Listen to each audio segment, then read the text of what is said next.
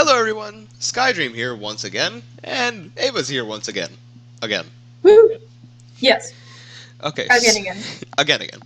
And we're back with Heroes Rise, the Prodigy. The Prodigy. Yeah, I was just talking about how my ring had gotten better, but, yeah. Uh, last time we You'll got in a get few there. fights, It's okay. it's not that bad, it's just my reading. But, It's fine. as for the events of last episode, we got in a few fights. We left at the word erect, and now Black You Magic's. did that. Hey, you laughed at it too. Don't even. Sure. I mean, you laughed at my laughing, but shush. And now we're heading off to save the Millennial Group because I don't know, something happened. Black Magic called us and informed us that we need to get to headquarters now. So that's where we're headed. We fought a thing with Sparrow, and it was weird, and we got knocked out. And off we go to the next chapter, The Room. Oh Chapter dear. 13. You careen towards MGHQ, flying at your top speed. As you approach, everything appears to be normal. There doesn't seem to be a raging battle like you expected. Though you do make out the glint of something bright on the upper residential terrace, so you head there and land with a thud. Then your eyes bulge out as you see the flames raging inside the apartment. Through the thick plumes of smoke, you think you can make out an oil painting of Black Magic going up in flames. She must be trapped inside. But how, you thought? Black Magic could do anything with her powers, and where's the rest of the group? The only thing you could think is that someone very powerful found their way to contain Black Magic. And if that's the case, you may be out of your league here. So what do you do? Hmm. I mean, we could call for backup or see if Legendary Raka's online. 10. We need to think of a better name for her, by the way, as opposed to Legendary Processor Rak. maybe? Well. Okay, how much power do we have right now? Oh yeah. 65 power. Now, if we use 16 of that, we might. Mm. I don't know, actually. It's probably the safest option, but It's probably a good idea to call for backup, then we can break in. So then we know we're not alone. At least, I hope. yeah, okay, fair enough. Although, one thing I do like is that if Black Magic is the only one in trouble here, which it seems like, she called us for help of all people. You got Rebellion in your group, Exactly. and like Fistful, and you called Exactly. me off in the middle of dick nowhere. But yeah, let's call for backup. Mhm. You raise your meat chip mentally, commanding Mom to call the group's emergency line. You hope Rebellion or the Diva has answers, and not someone inclined to ignore you. Skydream? Uh, You hear Black Magic scream from inside, choking through coffee. I'm trapped in the bedroom. There's not much air. Without thinking, you wrap yourself in a green energy cocoon. Well, it doesn't really change here. Hoping there's enough oxygen and clothes to keep you breathing. You crash into the apartment. You can see through all the smoke and flames, but you manage to work your way. Or you can barely see through all the smokes and flames, but you can manage to work your way deeper inside. You find yourself in what you think is the bedroom, when suddenly you hear a massive explosion pound from somewhere nearby. Oh boy. Oh dear. You brace yourself you brace yourself for impact until you realize the explosion isn't one of fire. Instead, it's a technological explosion. Wouldn't that still be fire? As the room begins to twist and distort, the flames vanish, the smoke clears, and the room grows temperate. The intense flash of heat cooling. But before you can process this, however, you spot Black Magic on the bed. She wears black and gold lingerie, modeled after her costume. Why are you lingerie? Not even gonna. What? Like, that doesn't seem like the most. I mean, I don't know about loungewear, but modeled after her costume, seems like she belongs in an underwear ad. Curved in all the right places. What the fuck is going on here is what I want to ask the writer. Thanks, Oh, that's you. Thanks, processor, Black Magic says. Your little show worked like a charm. You're most welcome, processor responds through the walls. I can sense Skydream's presence, so I'm initiating privacy settings. Level red. Excuse me? Then it all clicks. Processor is capable of controlling the MGHQ systems.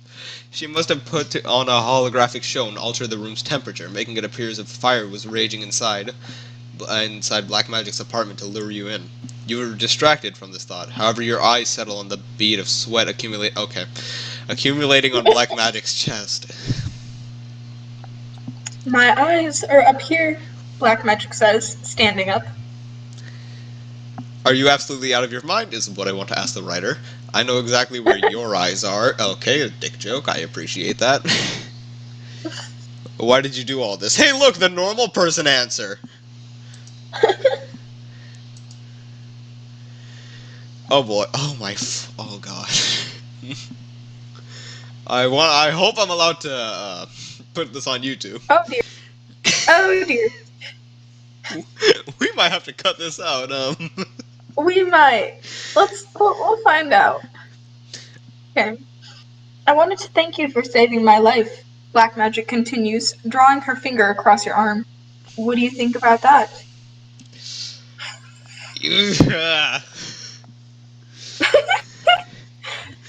Push Black Magic onto the bed, let Black Magic take the lead, okay, or flirt back. You know what? She's more than a walking pair of boobs, but the dude has a crush on her, so I say flirt back is the most normal option. I would say so.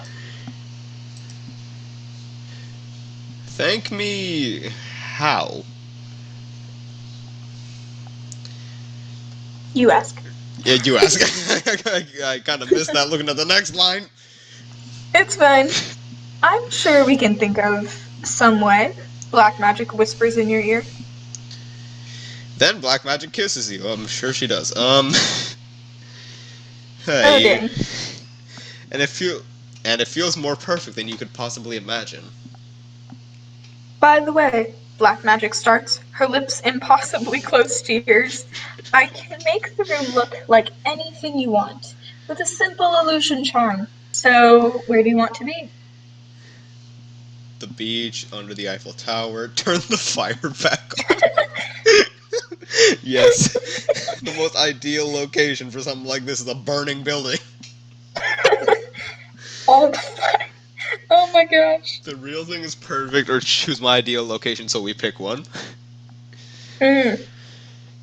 I mean, the real thing, I guess? I guess so. Because if this is where we're going, then... if this is the direction, then we might have to cut out some of this. My parents watched this. Black Magic just smiles. She wasn't expecting that. Hang on, let's check stats real quick. Oh dear. They've gone up by a few, but Mm-hmm. nothing crazy. Mm-hmm. Black Magic just She doesn't smiles. hate us though. Yeah, thankfully. I mean, you know where this scene is going. There's definitely no hate. Yes. Black Magic just smiles. She wasn't expecting that. You and Black Magic lock eyes for a few moments, then lean in for another kiss. It's so good it makes you shiver uncontrollably. Oh. You feel her okay. Alright, let me,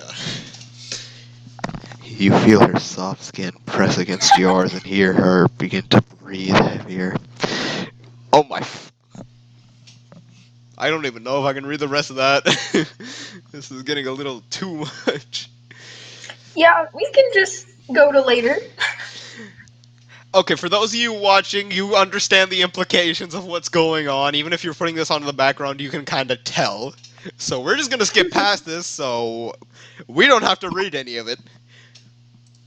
Later! You lie in Black Magic's enormous bed, staring out her window, watching the sunset. You feel dizzy with happiness, like you're in a dream. Your encounter with the wisp seems like ages ago. Yeah, weren't your bones broken earlier, sir? Yes. Well, I'm sure one bone wasn't broken. Despite the dull ache still lingering all around the bone breaking and healing. Dang. You know, why is... Well, I mean, this game has very good writing, like, for characters and, like, fights and all that. It's really fun, but... Mhm. But, I mean, I Mhm. get... Horny Hours was a fun joke when I first started, but, It's not really a joke anymore. you... right now, Black Magic is off in the kitchen, whipping up your favorite junk food. You try your hardest to soak up this moment, to freeze time for as long as possible. A task Black Magic might actually be capable of, come to think of it. Why can't life always be like this? Because I don't want to read life always being like this, sir. True. When Black Magic finally does return, a tray of amazing food hovers beside her, including pancakes and french fries. What kind of combo? She also pulls a present out from underneath her bed and hands it to you. I bought this for you, Black Magic says, just in case my first thank you didn't go over as expected. Not quite sure what to say, you unwrap the present to find a top-level flight enhancer. The Cruise Pro Twin Grav Brace. I almost did that perfectly, and I was so proud. The Cruise Pro Twin Grav Bracelets. This costume upgrade will allow you to access your flight powers without draining any of your power level, which is unbelievable. Especially because this upgrade also costs tens of thousands of dollars. Oh my god! I mean, we did one job and got $2,000. So, Mhm. I mean, I'm sure she's got that kind of cash lying around, but how do we respond to that? Because Hmm. I mean, this is incredible. Thank you so much. Seems normal, but I can't take this. I mean, that also seems normal because it's tens of thousands of dollars. Yeah. Hmm. I mean, I don't think it really matters because we kind of already accomplished what Sam wanted a while ago. So, True. But, hang on. So before the event happened, her stats were at 64. Right now, 64. All right. So we were completely mediocre. That's good to know. This is incredible because I don't want to give up the upgrade. true. Okay, sure. Or well, okay. Like I said, I owed you, Black Magic says with a smile. Hope you enjoy it. Hey, you look down at the box thinking that you can't wait to test this bracelet out and see how it goes with the costume. Oh, I also got you a Me Chip personality bundle, Black Magic says, sitting back down on the bed. Mom will have new look options and. The Black Magic is a whole sugar mommy at this point. Yeah. But you're distracted from what she's saying as Black Magic's me chip, Kadabra, appears holographically in your mind. She's a gorgeous golden retriever, who currently holds a package in her mouth, which me chip mom properly appears to take. My goodness, I don't know what to say. Oh, that's me chip mom. I thought that was me. Oh. Oh well. My goodness, I don't know what to say. Me Chip Mom sobs, suddenly sporting a brand new perm-tastic hairdo. I've never felt so pretty in all me life. You must think Black Magic for me. You know what? This is surprisingly wholesome. This is really Honestly. wholesome. I mean, what happened before was a little less wholesome, but me Chip Kadabra barks and winks at mom that then runs out of sight. Yeah. I don't. Thank you so much, you say to Black Magic, beside yourself with gratitude. It seems she can always give you the things you've dreamed of having, in every way. Jesus, a notion you find as terrifying as you do exciting. Oh, don't get all weepy on me, Black Magic says. It was nothing compared to what you did for me. Oh. You're good, you're good, you're good. You smile back at Black Magic, and all you can think is, how can this really be happening? Is something bad gonna happen to Black Magic? I don't know. Things hope are not. things are going a little too good right now. Yeah. Oh dear. You're still in bed with Black Magic, talking about anything and everything. You can't remember the last time you spent this much time with someone, and it still felt like only a few minutes had gone by. Lying here with Black Magic, you feel oddly at home. It's not a feeling you're used to. I don't know, you start to say. What do I want most in life? It's a real tough question. Well, I certainly know my answer, Black Magic says, playing with your hair. Oh, is that me or you saying that? I think that's you. Fine then. Let's both say it on the count of 3. 1, 2. Oh no.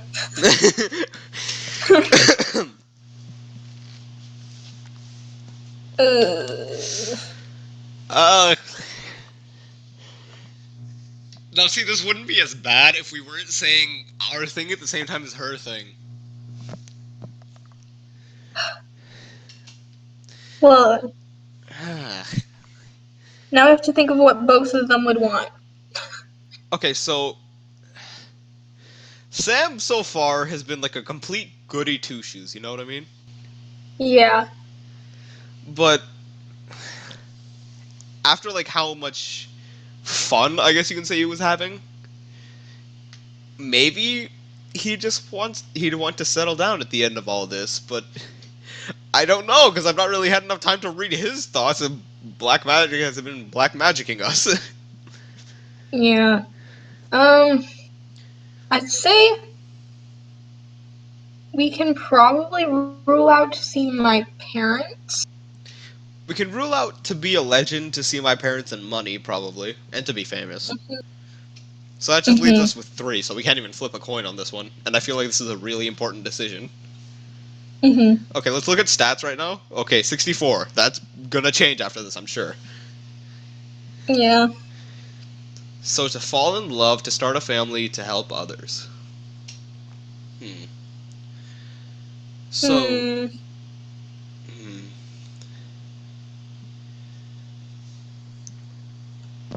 What would Black Magic want? I don't know. It's so hard to read her. Back when we read her thoughts on the last episode, her thing was like she felt so like alone and stuff. So maybe it would be to start a family, because usually you're never alone when that happens. True. But she's also been so overwhelmed with gratitude because we helped her. Right.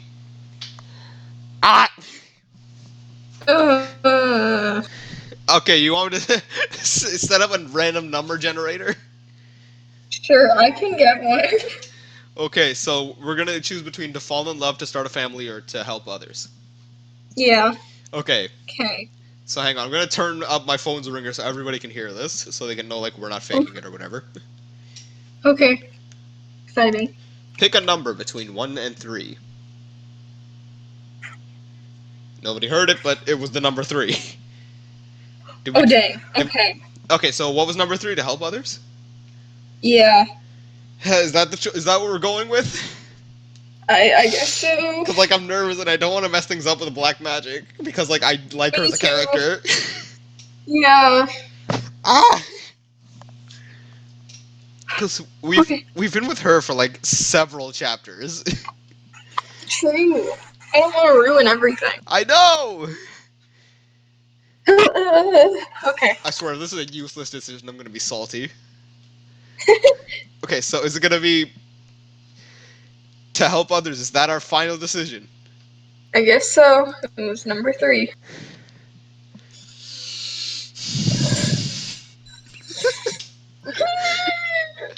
I'm genuinely getting like nervous trying to click this. God damn it. Oh my gosh. Anticipation. Maybe it'll be. Are we Do overthinking it. this? Probably. Just do it. Ah! Yeah! Yes! Yes!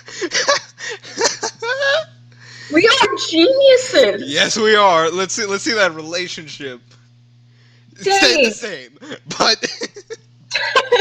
Oh well. Oh wait, watch it be one of those things where like she says the exact same thing that we does regardless. Oh my gosh. Possibly, but who knows?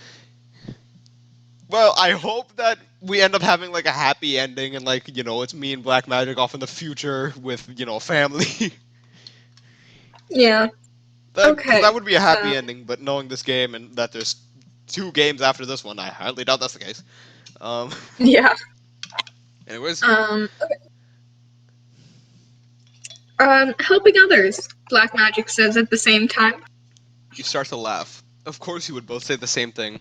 It's almost sickeningly sweet. But you two seem to understand each other.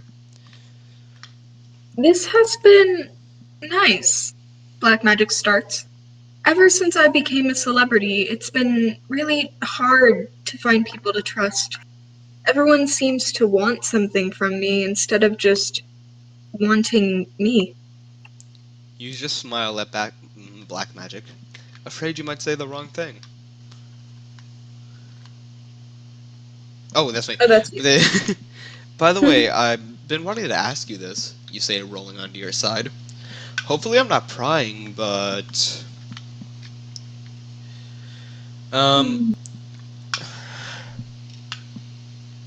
Why do you look so much like Natalie Portman?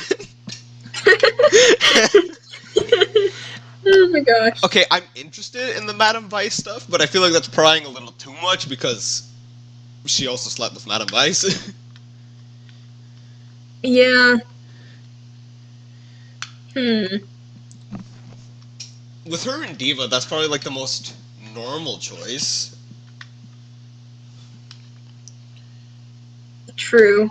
I mean, like the third one with hearing thoughts, that's very personal. Yeah. Cause Yeah. then she was like immediately like hiding herself because she was vulnerable to us. Yeah. So, I mean, We can start with the diva. Yeah, I mean, if we get to ask all of these, then it's great. But Yeah. Hope this goes okay. Oh dear. Oh, you don't want to hear about that. Black Magic says, sitting up. Your eyes drop. Clearly, she doesn't want to tell you about this, and you don't pry. Good job, sir. But hey, Black Magic says, able to read you perfectly. How would you like to know what my first name is? Really? You tell me that? Only if you tell me yours. That way, neither of us can go tattling the other. Black Magic says, holding out her pinky. We did a pinky promise with a superhero in this game. That's the most wholesome shit I've seen in my life. Honestly. Deal, you say, extending your own pinky finger. Nice, your own pinky for a swear. On the count of 3 again? Fine. 1, 2, Think Black fast. Magic starts. Lucy, I interrupted you. That's how fast we was thinking. You were thinking very fast. Do you trust Black Magic with your real name? Yeah? I think so. I mean, who would she... I mean, I don't think that'd be a real... I mean, yeah, it's my real first name, not my real last name. Yeah, and there are probably multiple people with the name Sam. Exactly. That's why I picked the name, because it was gender neutral as well, so like people could project themselves onto it. Yeah. Sam, you say just as Black Magic says. Lucia. That's really pretty, you say. Lucia. I like it. Oh, I almost forgot, Black Magic says, changing the subject quickly. I've been meaning to tell you this, but it kept slipping my mind. You have to thank your friend for me. The one who wears that Kevlar bodysuit?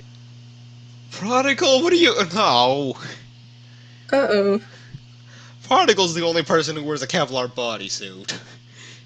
This is not good.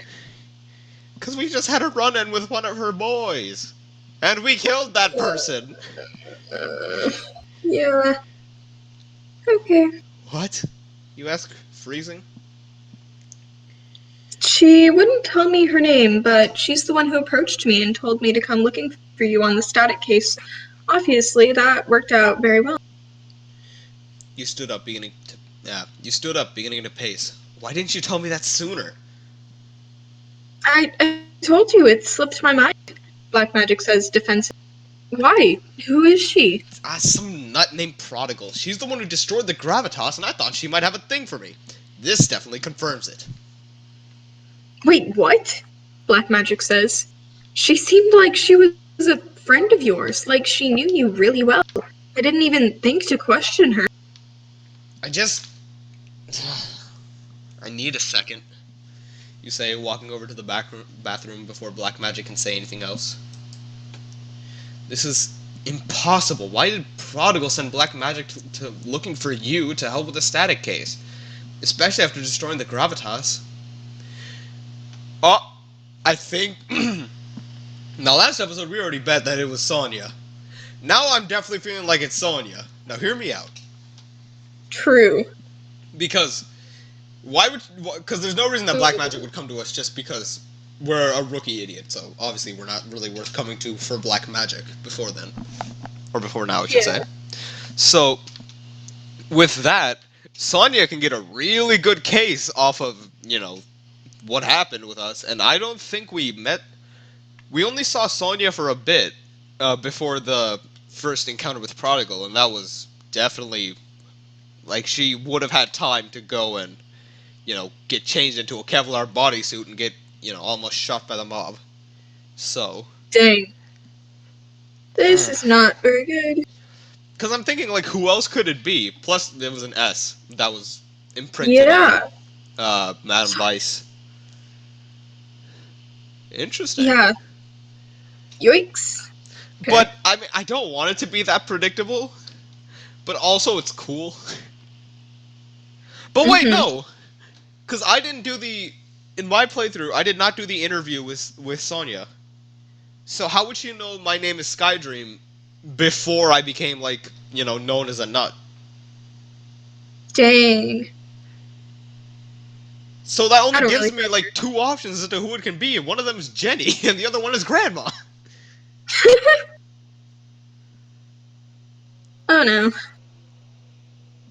Ugh. Actually, wait, no. I swear, if it's Jenny. I mean, hey, go for it, gay best friend, but... I mean... but then why would Jenny try to help us with the Prodigal case? I don't know. But she did find the address. Where we were attacked and didn't find Prodigal. Yeah. Ugh, I don't know. I don't know. Wait, but then why would she be trying to kill us? What does Jenny get out of that? I don't know. Ugh. This is frustrating. Ugh. Well, I'm sure the game will tell us at some point, but...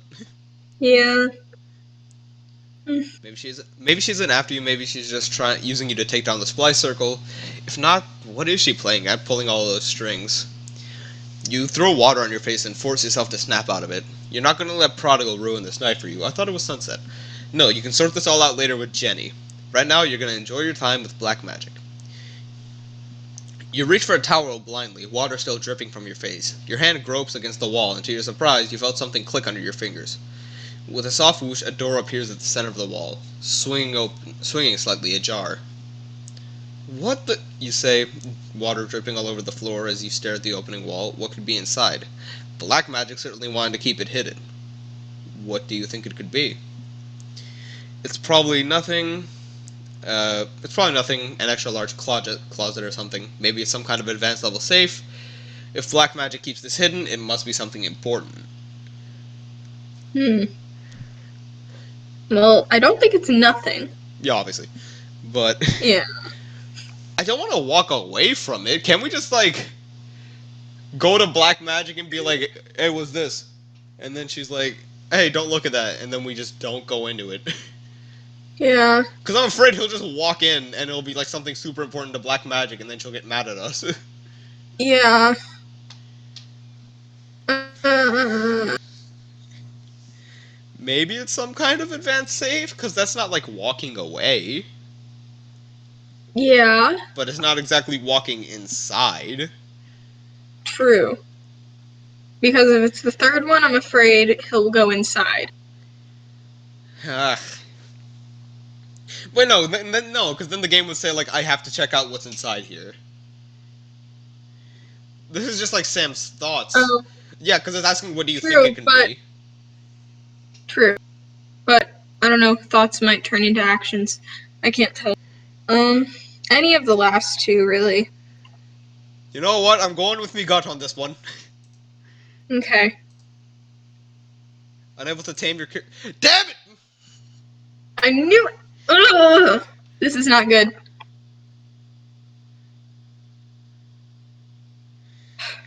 I thought it would just be like him going to. I've got a big gun, so I thought maybe it might be right about this, but.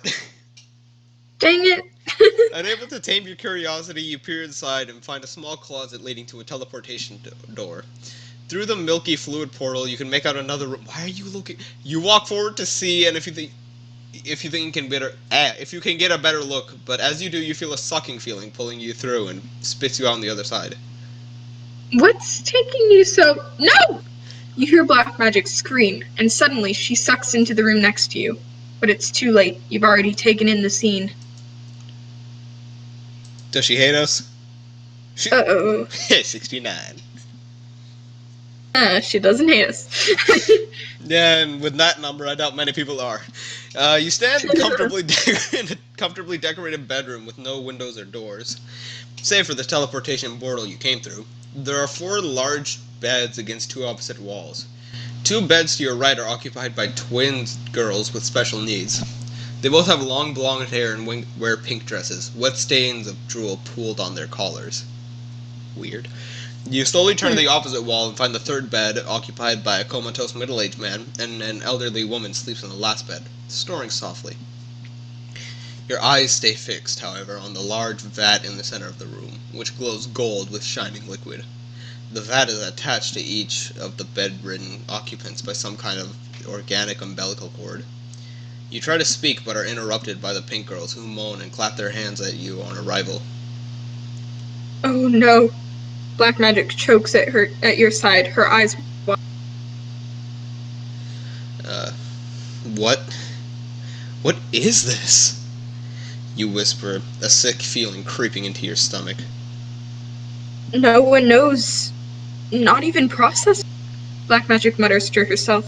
The protective enchantments must have... I let my guard down, wasn't thinking.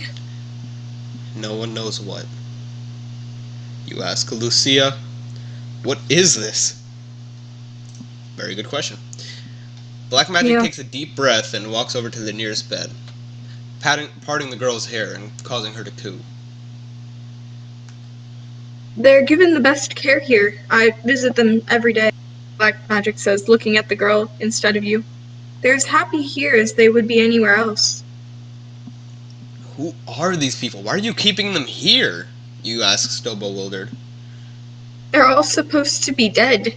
At least their families think so. Excuse me? Not that they'd care enough to...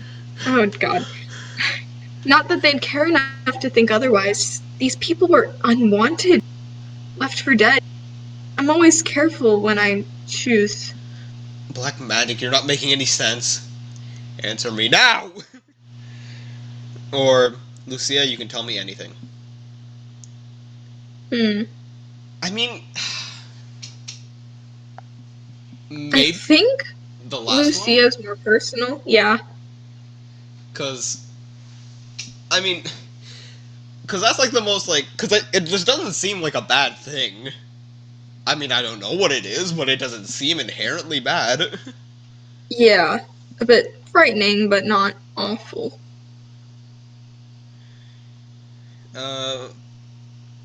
And besides, if I call her Black Magic, she might think I'm upset, and if I say answer me now, then my man's definitely gonna be upset. Yeah.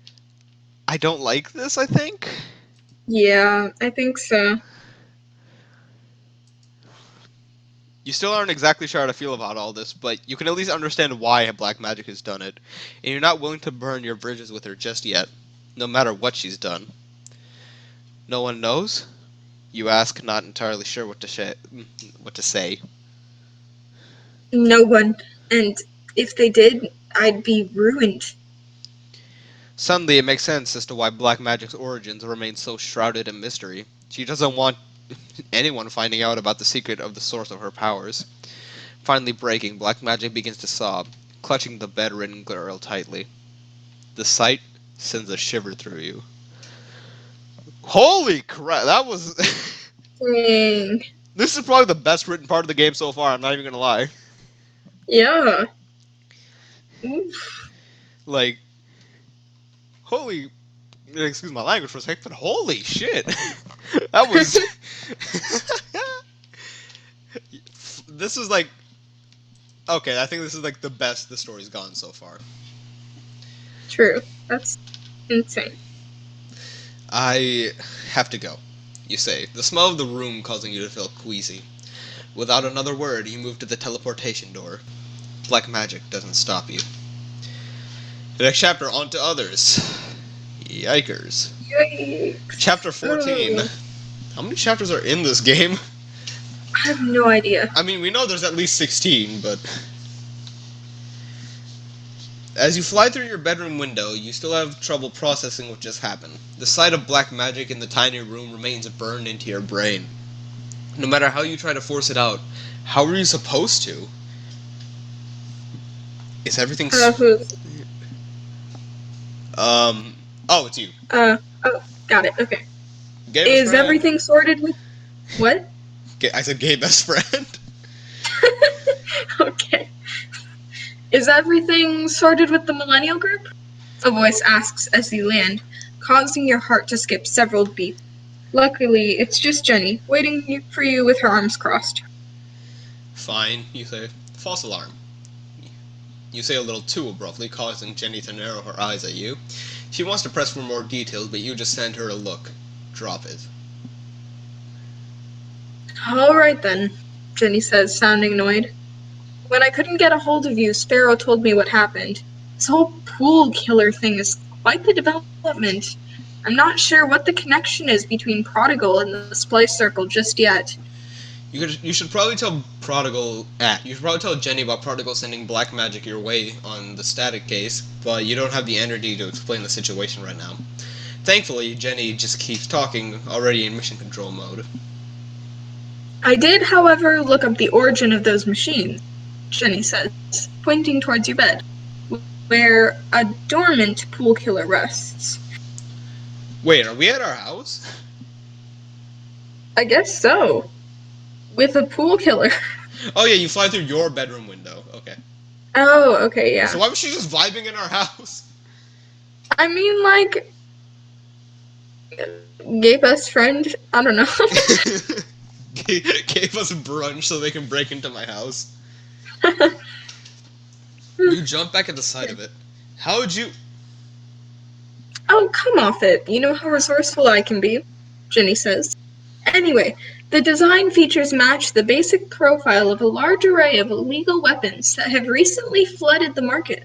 The MCPD knows that they come from one source, but no one has figured out what the source is just yet. I think Prodigal may be the weapons source. I think the Splice Circle was the weapons source. Maybe this was part of Smithers' plan for expansion. Now, it would make sense for it to be the Splice Circle, but then why would there be so many of Prodigal's base? Yeah, I think Prodigal is the source, but then Splice Circle is the one that gets it from Prodigal. Oh, and that would make sense. Okay, I got it. Oh, yeah, wait, it because could be this... guys seem to know something about her as well. Okay, so, here's what I was thinking.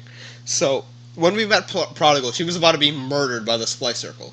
So it's possible that the Splice Circle was manufacturing them and Prodigal stole a bunch of them and they were trying to kill her. Oh. Or it's possible that Prodigal was manufacturing them and was like extorting the Splice Circle for money, which they didn't like, and then they tried to kill her. Yeah. I don't. Hmm. Somehow Prodigal wanted the end of the Splice Circle because she called for you and Black Magic to be together. Right. So maybe the Splice Circle was doing something like taking. Mm, But because I don't think she would try to wreck the source, but maybe instead not want them to buy from her or something, or maybe they stole her money, or I don't know. because I mean, I'm also thinking if Prodigal is just one person, then how could she manufacture all of those by herself? Yeah. Hmm. Hmm. Jinx, kind of. Uh, Jinxish. Um, we could flip a coin or something.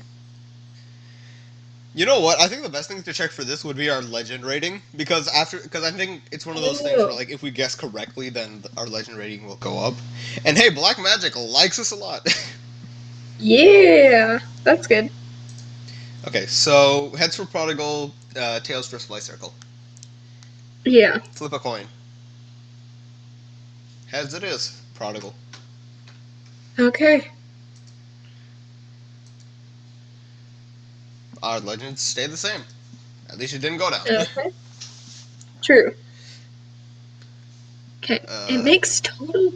oh, it's Oh, me. that's you. Yeah, it makes total sense. Prodigal produced an array of advanced weapons during our fight. She did. I should remember that. I was the only one recording that episode. You continue. And her name was on the deed for the warehouse. That's all well and good, Jenny starts. But it still doesn't explain why Prodigal seems to have taken an interest in you. I think Prodigal was just using me as a pawn to take down the Splice Circle. I definitely think Prodigal has it out for me, though I have no idea why. Um, I think it's bigger than the Splicer. right. Because, I mean, Mhm. she knew our name. If she didn't know our name, then maybe. But she knew our name. Yeah. And she knew a lot about us to appear as much as a friend. I mean, I'm pretty sure it's Jenny. It might be Jenny. Because Well, Jenny we're was the only talking one to who knew her about about our it name. right now. I mean, I was thinking Sonya before, but Jenny was the only one who knew our name. And we never said it during the mission.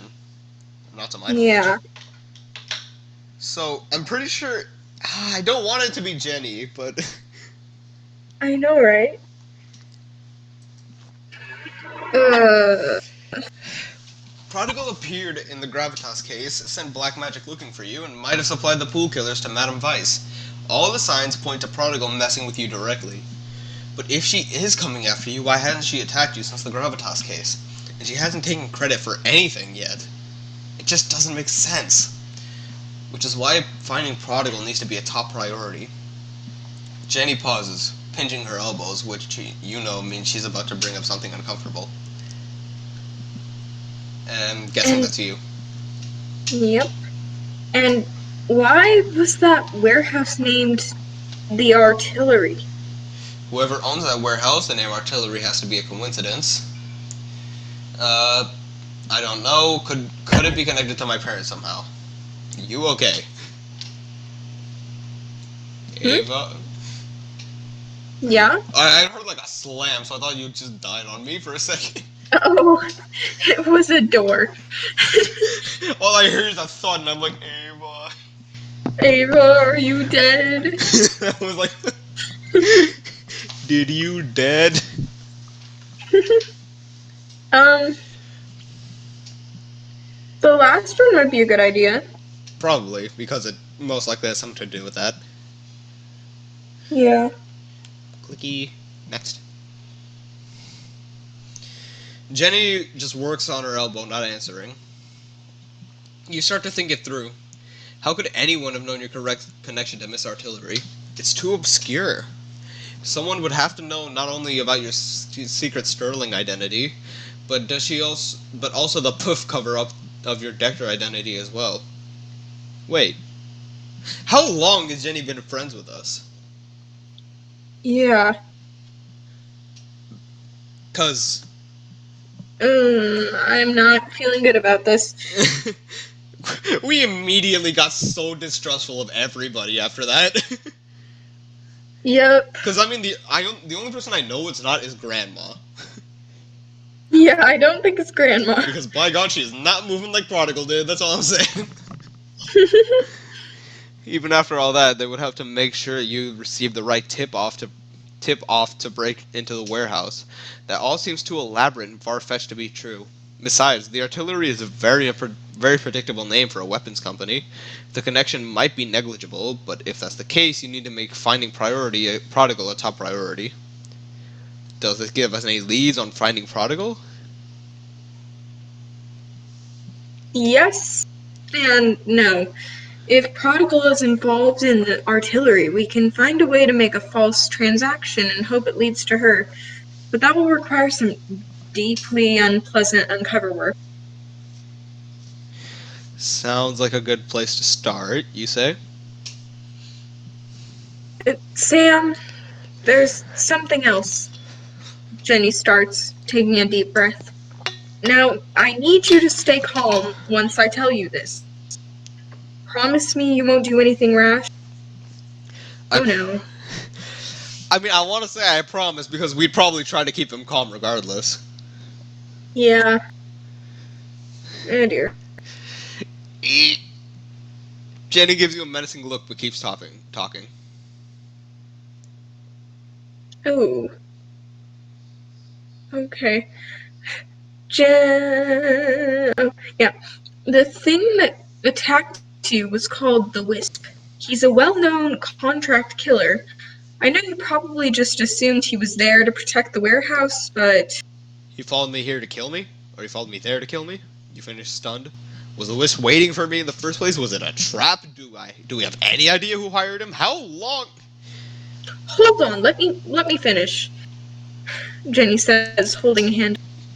I don't know how or when he tracked you down, but I did do some digging and managed to find out who hired him.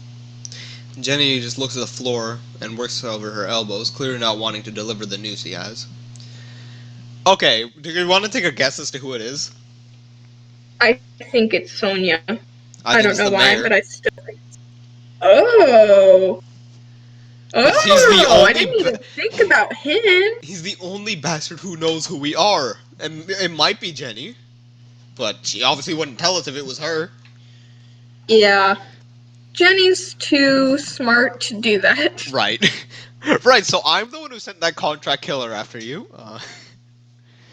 Well, Yeah, it was me, and I'm about to murder you. I mean, Prodigal probably still could, because, yeah. Dang. Well, who was it? Was it the Splice Circle? Rexford Chillers? Is Smither back? Was it? No, Sam, Jenny says. It was... Jury? This motherfucker. Jury? Are you kidding me? The name. Jury! Wow. It's always jury. This fucking guy. I'm about to. Ooh. The name rings in your ears, causing a cold rage to spill through you. Jury to this? You knew he'd be out for revenge, but trying to have you killed? Could he really be that ruthless, or bold to think that he'd get away with it? Then you think I'm stuttering. Then you think about what his father did to you and your family, and you have the answer. Are you sure? You ask Jenny, your whole body's starting to quake. He tried to make an untraceable payment, but it didn't work. The MCPD tracked the deposit back to a hidden account linked to Jury's media. Jury looks like she wants to say more, but you don't let her, because you already know exactly what you're going to do about Jury. I'll leak the story, get revenge. I'll leak the story to the press and ruin the victim family. I'll do to them exactly what they did to me. Rise above, I won't allow the victims to turn me into the kind of monsters they are. Plus, it's smarter to keep this information as a bargaining chip. Huh! I feel like the second one is smarter, even though it's annoying. Oh, it's so tempting to pick the first one. Yeah. Because, I mean, we have a reporter in our back pocket. We do! Like, dang! Oh, wait, but then we might have to report about where we found it, which might lead back to Prodigal. Yeah, why were you in that Feed the warehouse with a bunch of actors dormant more. pool killers? Yeah. And Sam is the type of guy to rise above. We're playing him as a pure goody two shoes. True. If we ever play this game again, our Sam or whatever we name him next time is he's going to be a fun character to play as. Oh, yeah. That's gonna be very different. What do you think of black magic? A fling, sir. All right, we're gonna rise above. Is that what we're deciding on? Because this is pretty much gonna determine if we're Yeah. good boys or bad boys. Pretty much. Rise above. You're not about to compromise your moral standards for anyone, especially not scum like Jury. But that doesn't mean you can use this position. You can't use this position to your advantage. I know that look, Jenny says. What are you planning? Just trust me, you say, turning to leave. You're at your own house. No, maybe he's like leaving to go do something. I guess so. You make sure to be late to your meeting with Jury, letting him sweat about it in a Range Square for a while. That pretty rich boy definitely won't be used to hanging out in the derelict parks. Plus, his power to see through multiple perspectives will only worsen his nerves, considering he'll be able to see exactly how many eyes are on him. Once you see a droplet of sweat begin to run down Jury's forehead, you decide it's your time to fly down and face him. Alright. There you are, cutie. Jury says, flicking a half-finished cigarette into the nearby bushes. Let's get one thing straight from the start. I didn't hire that wisp weirdo to kill you. Why am I turning him into a redneck? He's from California. I don't know. He's weird. Right, of course you didn't, you start. Except that the MCPD already traced the whiff's payment back to one of your hidden accounts. A transaction they've since discovered was not cleared by me, considering one of my accounts was hacked yesterday morning. Because that's just... Look at that dialogue. That's exactly how you would have said it. The jury says, reveling in the doubt that crosses your face. Looks like someone wanted to take you out and set me up for the fall. Your mind immediately begins to race. Could Jury be telling the truth? Maybe, of course not. Why would Jury lie?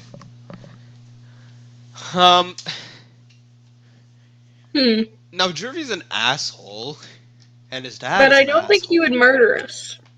Yeah, because we've not really done anything that... We did seem really pissed at us after the last mission, though. Yeah, but he was also, like, not on top of his game. He was asleep or something. Yeah, but then why would he blame himself? He's used to being in power, so he could just do whatever he wants and get away with it. Yeah, so he just likes to be powerful rich boy. Yeah, so powerful rich boy doesn't want to get his own hands dirty and sets a hitman off to kill us.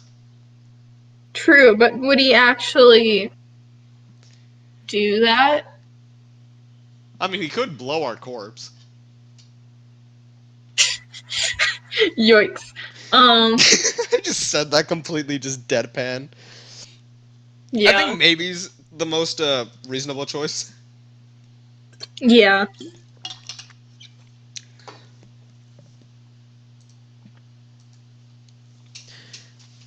That's a bit of a stretch, you say, though you immediately think of Prodigal in the supply circle.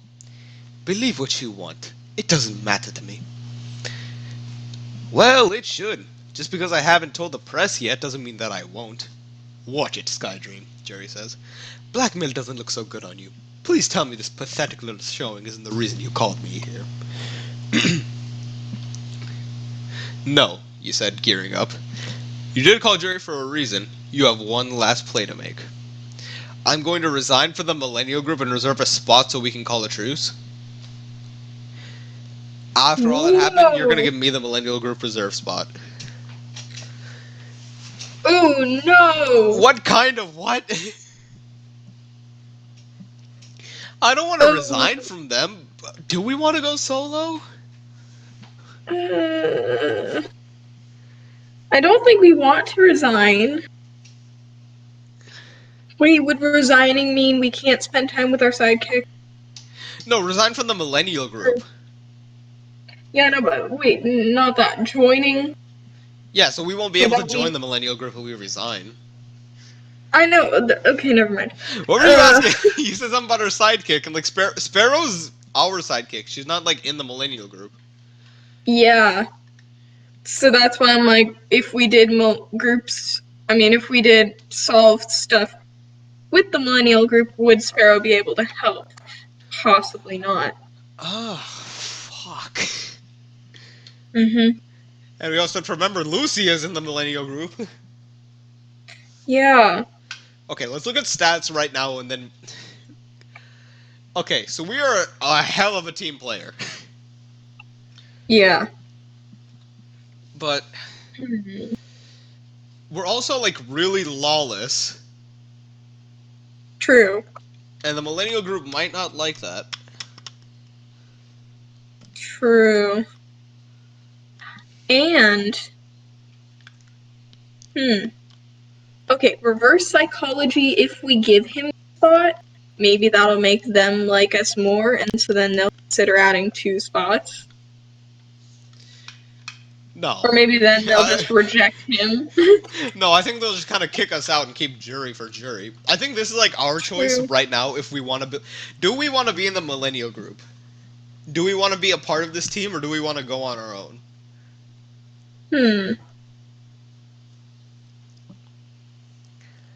Very interesting. It's very interesting. I think we understand. God, like nobody's gonna get that reference, but... Nope. It's a song that is drilled into my mind. Oh, it's not yours. You were at least able to sing that, bastard. Good God. This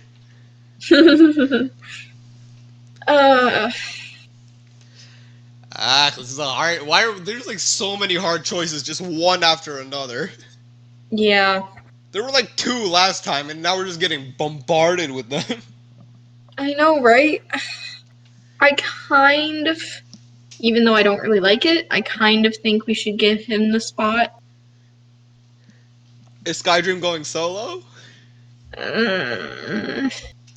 Well, technically it's not solo, because he has Sparrow. And he's still dating ? Lucia. So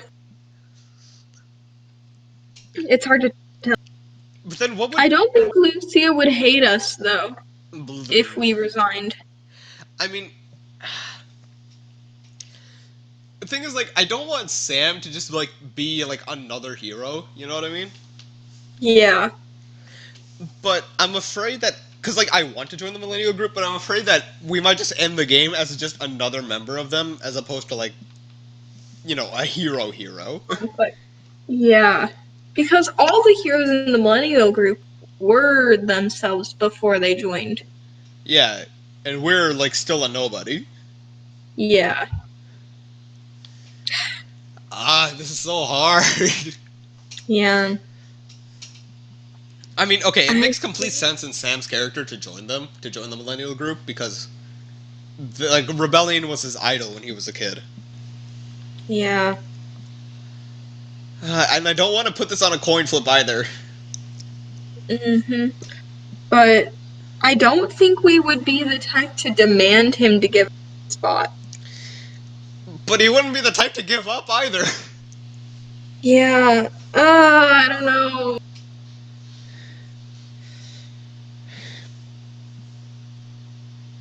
If you could choose either one, which one would you do? If I were in Sam's shoes, Yes. I mean, I wouldn't demand the spot, but I'm not going to give it up either. What I would do in this situation would be like, hey, asshole, I have this blackmail on you. Okay, bye. Like,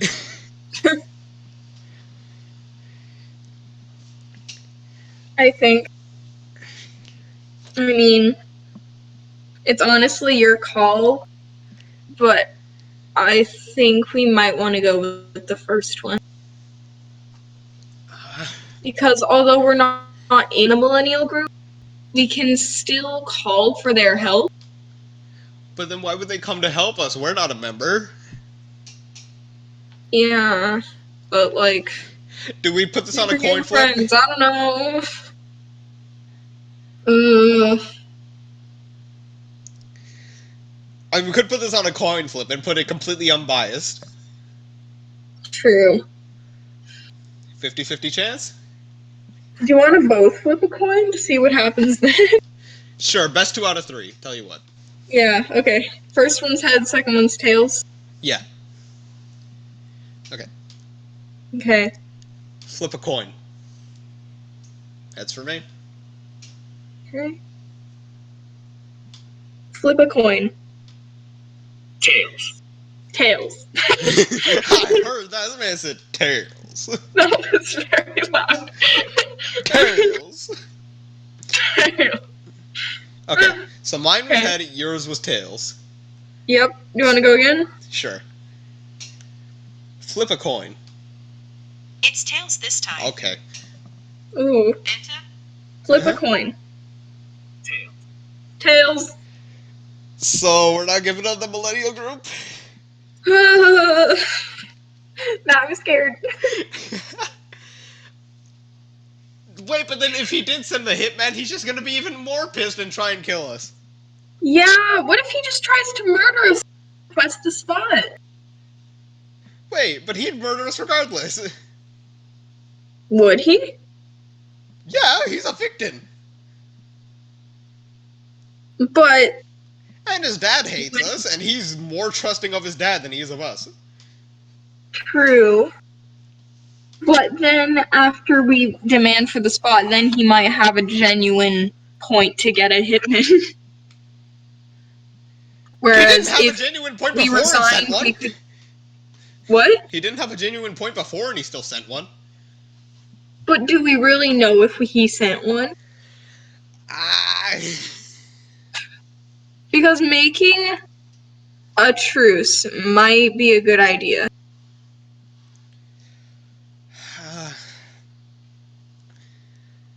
Why are your decisions so hard? Why did my voice crack like that? I don't know. I'll let you choose whichever. I'll be fine. I mean, we did get tails, but...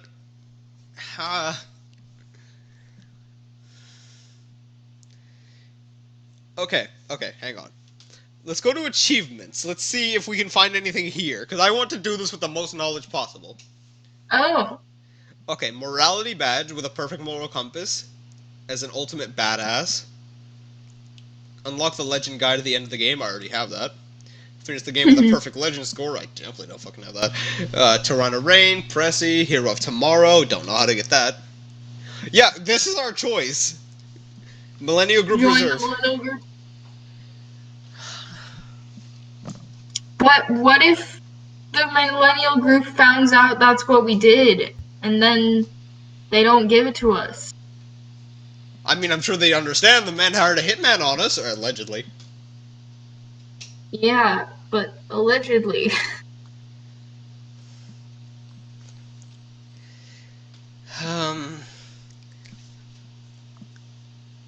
Okay, tell you what. This is gonna be our solo. This is Sam becoming the best hero he can be on his own. Or, Yeah. oh wait, I got an idea. Because maybe he'll like replicate what his parents did. Because his parents were also like a Oh. couple that were heroes. So maybe True. he and Black Magic can.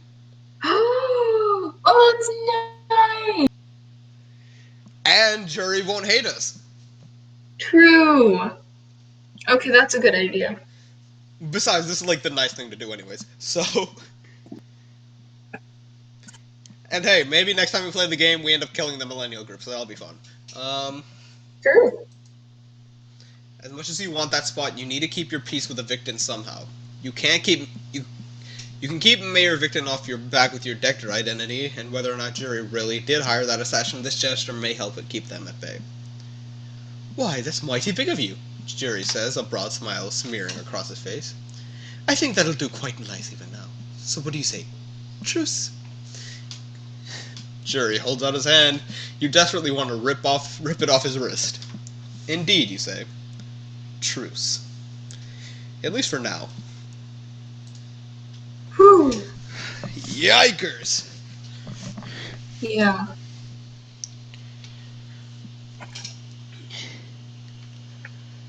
Okay. Oh wait, it isn't even out of the... We're morons. We are morons! Oh. Now the possibility isn't even on hold, we just did the right thing. Yeah. Oh wait, we were just trying to fuck him over or not fuck him over. We weren't... We're slow. You fly back toward home, feeling completely worn out. Despite the ever-growing list of problems piling up in front of you, all you can currently think about is paying next month's rent. Now that the possibility of the Millennial Group membership is put on hold, how are you going to make money? Find more cases, file for hero unemployment, definitely not doing that. And the money from the Millennial Group would last a couple of months at least. We'll find some heroic cases. Yeah. How are stats after that? The Victims really like us. Oh, that's good. Well, compared to before anyways. Like, compared to most people, they just kind of hate us, but... Yeah. But, yeah, we'll find more heroic cases. I think we made the right call there. Yeah. I think we did. Whatever your next move is, you need to focus on one thing. Finding Prodigal. But right now, all you need to do is get some much-needed sleep. Or at least that's what you'll hope you'll be doing until you find another surprise... Oh, for fuck's sake. Another surprise visitor waiting on your roof. Sonia. Come on. You don't have any time for pleasantries. However, especially because if Sonia is standing on your roof, that means she must have figured out your secret identity. The fuck are you doing here? Sonia. I swear, Prodigal possibility. But then how did she know? How did she know we were Skydream? I didn't do an interview with the lady. I don't know. She's creepy. She is. Go for it. Oh, right. Don't worry, I'm not in the business of outdoing heroes, Sonia says, almost as if she's reading your mind. I'm in the business of making stars, though it is really far too easy to track you down. I'd set up some illusion hollows and anti-trace charms around your building if it were you. What are you talking about? You ask wearily. So that villains and fans can't follow you home to learn your identity. All eyes will be on you, whether you like it or not. I'm about to make you very famous, Skydream.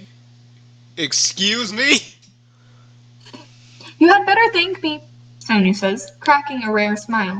Because the article I've been writing about you just got approved. Excuse me? Oh! That was very fast.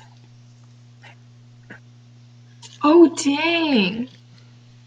I'm about to name you Millennial City's Hero of Hero. I love her. I love Sonia. Give her a hug. Honestly. Your mouth falls open. That's not possible. A Hero of Tomorrow Grant? Oy. The same award that launched the careers of Rebellion, the Diva, Black Magic, and all the rest of MC's biggest heroes? There's no way Sonia could be the reporter who's chosen to write the Hero of Tomorrow article. There's just no way. I've already provided... Oh my god. She talks so fast. 40 profile. I've already forwarded the HOT profile to your chip. Check if you don't believe me, Sonia says, flashing a quick mental photo of you. That's great. The dumbstruck look will be perfect for the cover shot. You're currently unable to form any coherent thoughts, but luckily, Meechip Mom is a few steps ahead of you. She appears with a copy of the article. We're finally going to be legends, Mom whispers, wiping at her tear-soaked cheeks. You staggered backwards off the roof, trying desperately to catch your breath. Your life is never going to be the same. Because this is it. You've made it. Woo! We're the hero of tomorrow? What? Dang. The next part is called Follow, so that worries me, but... Yeah. Chapter 15, Silvered. You wake up the next day with a pounding headache. So much has happened, you don't even know where to begin sorting through it all. Up and at 'em, dear, Meechip Mom says, appearing this morning in a plush sweatsuit. We've got much to do today. Also, you have 4 me messages waiting. Now, why do you keep ignoring that precious little black magic? You don't want to seem ungrateful, do you?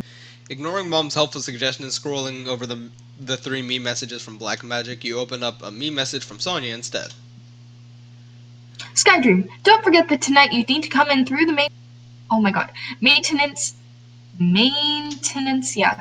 entrance. No one can think you're special, at least not yet. You know what, people watching this, you are special. And you too, Ava. Dang, okay. Every 2 years, there's a big hot party. There's a big Hero of Tomorrow party to announce the honored hero and publish the accompanying article. As it turns out, the big party is tonight.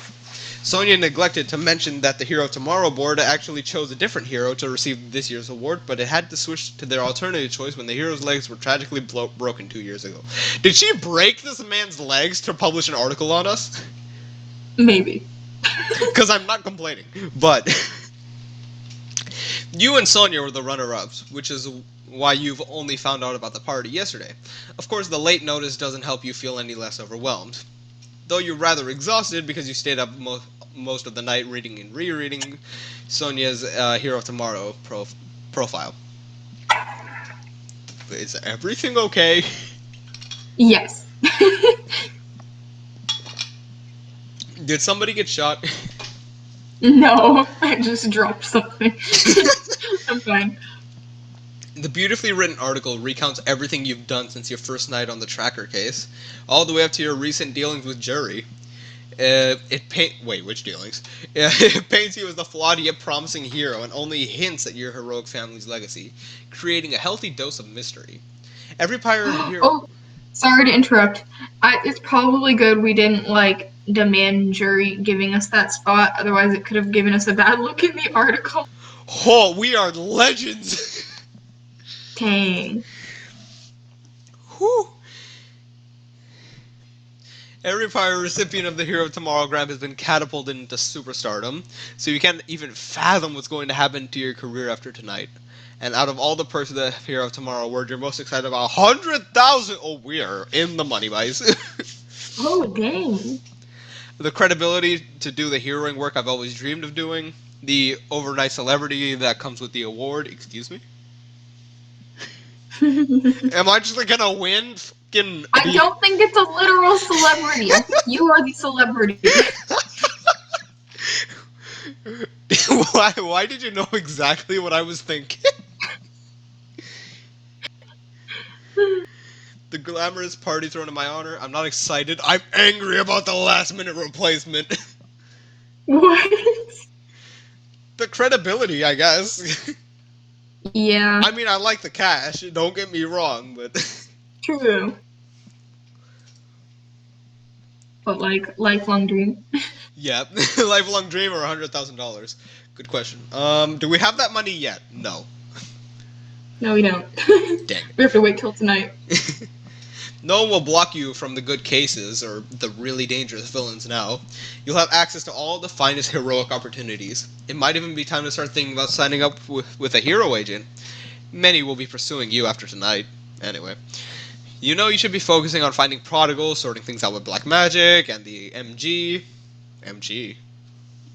Oh, Millennial Group. Or dealing with the Victrons. But after all you've been put through, you think you deserve at least a day off to enjoy the big break. You bet days filled with this much success... filled with this much success only come once in a while, so you'd better soak this up while it lasts. And right now, you just can't you can't well to tell her the great news. Oh, you can't well to tell her, can you? Hey. Well, look who's finally up, Grandma says as you enter the living room. She sits on the couch, reading an old gardening magazine, one that's actually printed on paper. How retro. Grandma, I have some news for you, and you'll love to see that retro.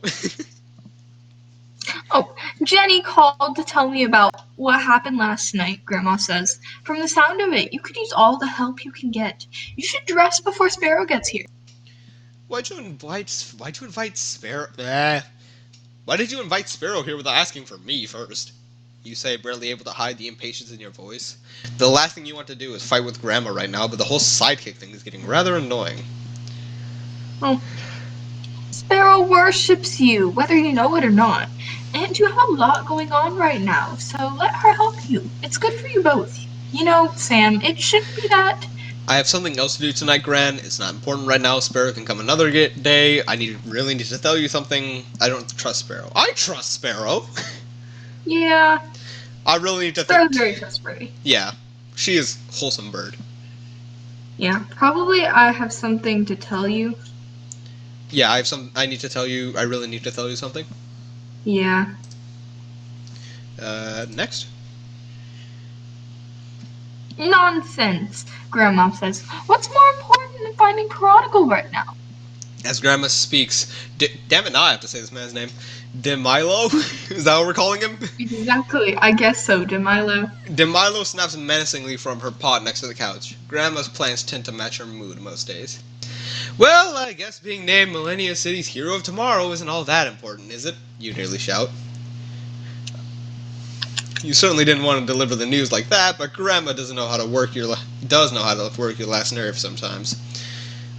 All of your anger washes away, though, as Grandma stares at you, her bottom lip beginning to quiver. You what? The board chose me last minute, and so I just found out, and the party is tonight, you say, calming yourself. Grandma, I'm sorry, I didn't mean to shout. I didn't know I was supposed to be shouting. Sam, Grandma starts in a hushed voice. Your father dreamed of being named the hero of tomorrow when he was your age, but it never happened for him. If only he could see you now. This is the one thought you forced out of your mind from the moment you found out about the Hero of Tomorrow grant. You've dreamed about delivering your Hero of Tomorrow acceptance speech since you were a little kid, rehearsing it over and over to perfect the dramatic pauses and heartfelt tears. But you never, ever imagined your parents wouldn't be here to help you deliver it. Oh. I always hoped you'd follow in their footsteps someday, Grandma says. It's just after all this has happened, I was afraid. I know, you mumble. Wait right here, Grandma says, stabbing her eyes. I have something I need to give you. As Grandma heads for the bedroom, you take a deep breath. All you can feel is excited, proud, sad, bittersweet.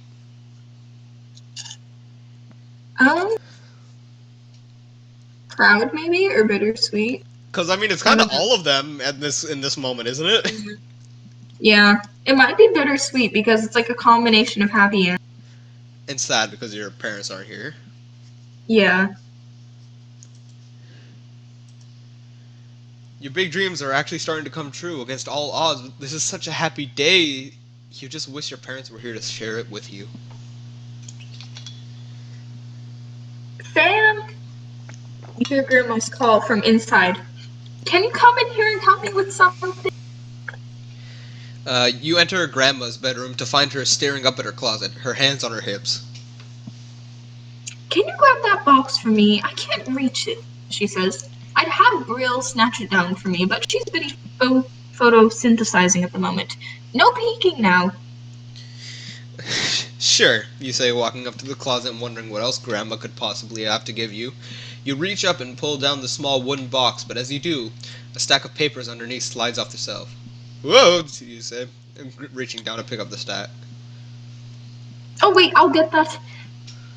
Grandma starts, but it's too late. You've already seen the envelope on top, addressed to your parents at the Devoid. With the return address in your name, you stare down the envelope, your heartbeat beginning to pick up its pace. Gran, what's this? It's nothing. Here, I'll take it. Grandma says, snatching the letter. But you pull away and rip open the envelope. Sam, please, don't. You can't. But Grandma stops speaking as you pull out a handwritten letter, marked with yesterday's date and written by you? How did we... Oh, no. Oh, no. Your hands go numb as you read the first line. Mom, quite a bit has happened since last month's letter. I've so much to fill you in on in my career. Just last night, You stop yourself, letting the letter fall to the floor. How long? You ask. Sam, let me explain, please. Grandma, how long have you been forging my letters to Mom and Dad? Even as the words leave your lips, they don't sound real. How could Grandma do this? How could she violate you this way? Oh, no. Am I interrupting something?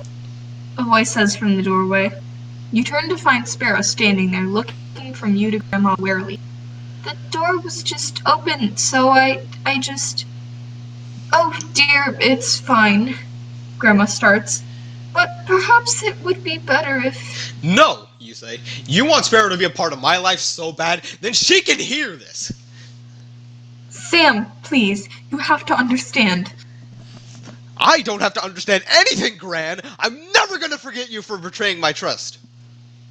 You had no right to do this. No right. You'll never respect my decisions. I'm not a child anymore. I don't want to say anything I'll regret. Last choice, please. Okay. Because, I mean... I don't want to be mad at Grandma, but... At the same time, this is really bad. Yeah, but we can talk about it calmly. True. Okay. Yeah, I don't want to say anything I'll regret. Hey, it's just so wrong to do that. Grandma just hugs herself, unable to look at you. I should go. Sparrow says. Sparrow says. You. Yeah. I'll walk you home, Grandma whispers, walking towards the door. You know you should say something to make Grandma stay. You know you should talk to her about this. Today of all days. So why let Grandma leave without another word? I'm too angry to think. I'm afraid of what I'll say if she stays. I don't know. I mean, Sam right now, Sam has like never been an angry person, like ever. Yeah. But I don't think he'd... I mean, he's always been the most like level-headed person. Yeah, probably the second one though. Second or third, easily. Yeah. Because, like, I mean, we almost messed up with Jury earlier, so I don't want to actually, like, take a risk of saying something bad to poor old Grandma. True. And, I mean, I know her heart's in the right place, it's just... Ugh. No. Yeah. It's just not the right thing to do. Mm-hmm. Grandma has seriously crossed the line here, and you just need some time to think. Hours later... Why is that happening with everyone we know? I just need time. Well, I mean, Black Magic is out here probing fucking autistic children. Jury is just being Jury. We don't trust Jenny completely for no reason other than we just don't trust her. Yeah. Even though she's trying to help us. I mean, nobody else knows Skydream aside from Grandma. I mean, knew, I should say. You look out over Millennia City. You look out over the Millennia City skyline racing below you. The gleaming glass and brick, the steam rising from the pavement, the people teeming through the streets, the buildings lining up the blocks like puzzle cutouts. A tram pulls across the distance, lighting up the subject. The sunset with photogenic flashes. The constant motion of it all, its dizzying energy, somehow always manages to calm you down. After what happened to Grandma, or with Grandma, you need to clear your head. There's always one thing that's been able to help you do that. A good fly ride. You've been cruising for hours and you think you should feel lots of things, but right now all you feel are all but right now all the emotions competing in your brain threaten to overwhelm you. So you just fly. You hurtle through the sky and take a deep breath of cold air. The wind rushing against your skin, there's nothing like the feeling of soaring through the air. With nothing and no one in your way, you're in absolute control, yet totally wild at the same time. Even though you'd like to cruise around the city all night, you need to head home and get ready for your HOT party. So you fly back towards the fringes, ignoring the now doubled number of messages on your meat chip, then Mom's constant request for you to reconcile with Black Magic and Grandma both. After the third time chiming in, you threaten to turn Mom's conversation function off. Shouldn't your meat chip be on your side? It doesn't really matter though, since you've already decided what you're doing when you're gonna get home. When you see Grandma, you plan to apologize to her, ignore her, wait for her to apologize to me. Apologize to her? I guess so. Because that's like the right thing to do, because she obviously feels bad about it. Yeah. Hey, I did... This episode's just been a bunch of twists and turns. It really has. Like, dang. No matter what she's done, Grandma only means well. Yeah! But when you get back, you find the apartment is empty. Grandma hasn't come back all day and the letter still sits on the floor in her bedroom. You stare at it for a long time, wondering how many just like it have been read by her parents. How many more line the walls of their cells right now? You force that thought from your mind as you spot the box Grandma meant to give you earlier, before everything went wrong. Unable to help yourself, you walk over to the box and crack it open, and your stomach tangles into a knot. Inside is a red and silver ring, the one that you immediately recognize as your father's wedding band. The ring has two intertwined strands, one red and one silver, your parents' heroic colors. Well, silver, as they'd fondly call it. You tilt the ring up and look inside, knowing that there are also lyrics from your parents' wedding song engraved in here. Oh. I got this, hang on. Ooh, I'm excited.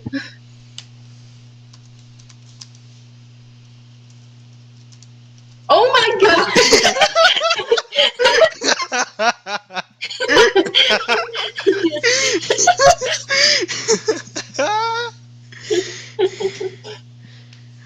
Never gonna give you up. Never gonna let you down. Never gonna learn. Okay, so Never to let you. we have to. Honestly, we do. We have to do this. The ring has been rickrolled. You get rickrolled by your parents' wedding ring. Oh boy. You grasp at the ring, squeezing it tightly for a moment. Then you pull off your costume's glove and slide the ring on your finger. It fits perfectly. That's also when you notice there's a slip of paper at the bottom of the box. This is too much, but you're not sure if you can handle anything else right now. But once again, you can't help your curiosity, so you pick up the note. And the lump immediately forms in your throat as you recognize your mother's handwriting. For Sam, on this day, he becomes a legend. That was the mother. You should have been saying that, but... Oh yeah. Oh dang. For Sam, on the day he becomes a legend. Ba-da-ba-ba. Was that McDonald's? I don't know. I don't know. You good. I think. Night of your life. I thought we already had that with Black Magic.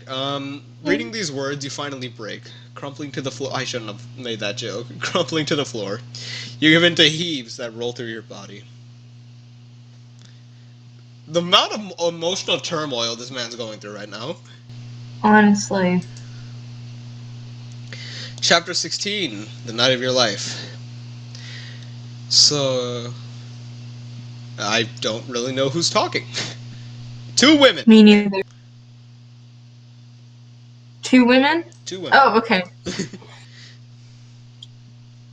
So, who do you think it will be this year? No one knows, but I'm putting my money on that Weave character. Really, I was betting on Black Diamond. His knife skis really are quite fetching. Do you think they have the hero here with us hiding away somewhere backstage? You overhear two women whispering loudly nearby, their diamond earrings jangling, as they gab. Jingle jangling. Yeah, we haven't been able to crack as many jokes this time because of just how much shit has been going on. Like, dang. Yeah. Like last episode, we were laughing at the word erect, now we found out Grandma's been writing letters to our fucking parents in the devoid.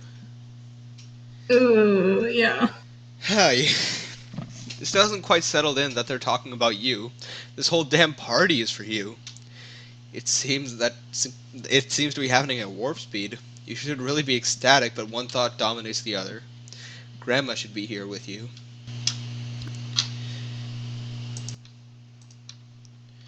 Okay. You scan the crowd to distract yourself, taking in the gorgeous gowns and elaborate costumes in the room. It's littered with the socialties? Question mark. Socialites. Socialites, politicians, and famous heroes. Everyone who's anyone in MC is invited to the hot party, of course.